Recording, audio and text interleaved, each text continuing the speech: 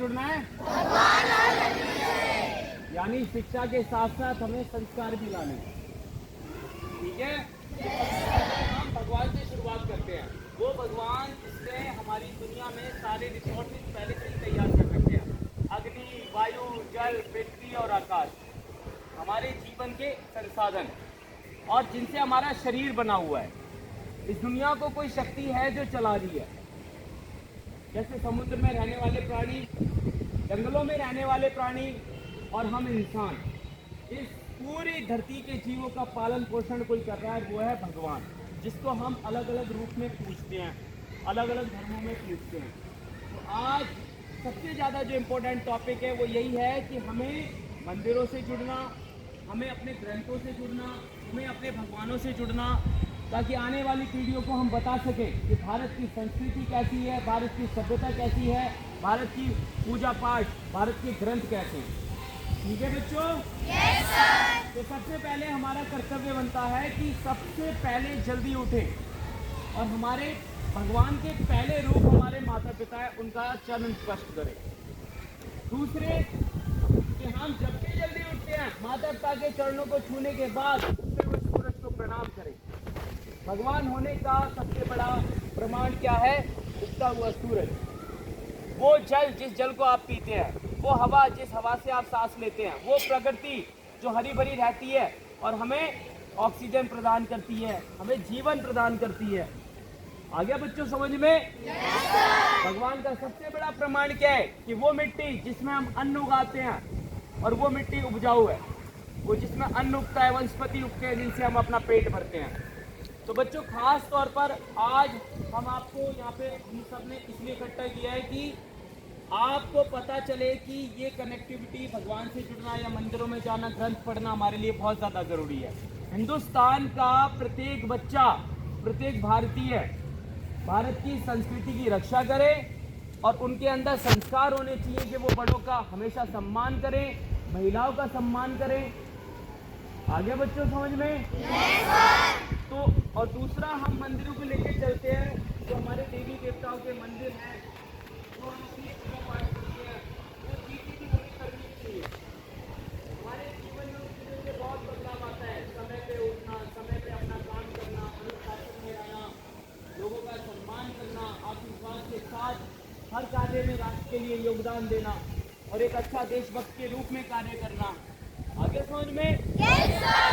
आप सभी ने महाभारत सुनी है? Yes sir. पक्का सुनी है? Yes sir. महाभारत में सबसे जबरदस्त रोल किसका था? भगवान श्री कृष्ण का। किसका था?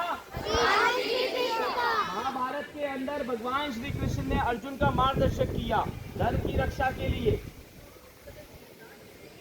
आगे समझ में? Yes sir. पापियों के विनाश के लिए।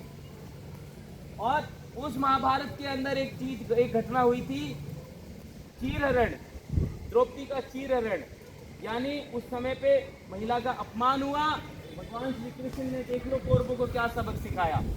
अर्जुन के जरिए कौरवों का सर्वनाश कर दिया। आपने सुना होगा भगवान श्री कृष्ण ने अर्जुन का मार्गदर्शन किया। सोचो एक अर्जुन के जीवन में भगवान आए और उनको बदलाव आया, धर्म की रक्षा हुई, ये तो कितनी सारी चीजें घटित हुई। और आपने रामायण सुनी है? Yes sir. भगवान श्री राम ने क्या किया था? रावण को मारा था। क्यों मारा था?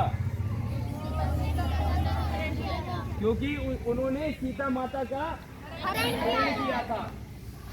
क्या ऐसे लोगों को हम माफ कर सकते हैं जो बहन बेटियों का अपमान कर रहे हैं? नहीं कर सकते।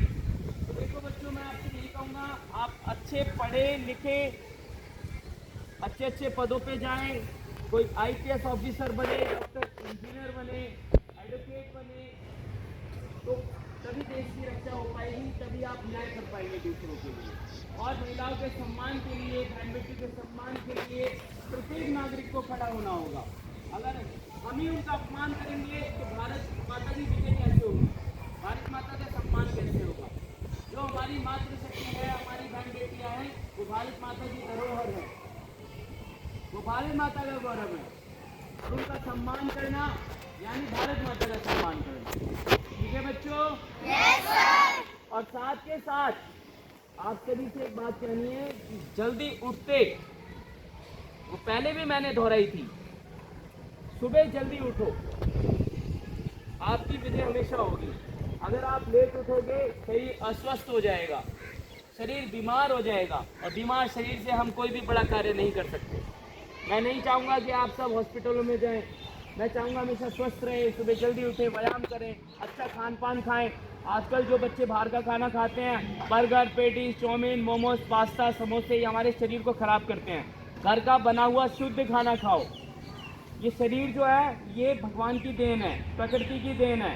अग्नि वायु जल से बना हुआ शरीर है, अनमोल है। अगर ये शरीर खराब हो गया तो फिर क्या होगा? ध्यान रखोगे ना इस शरीर का?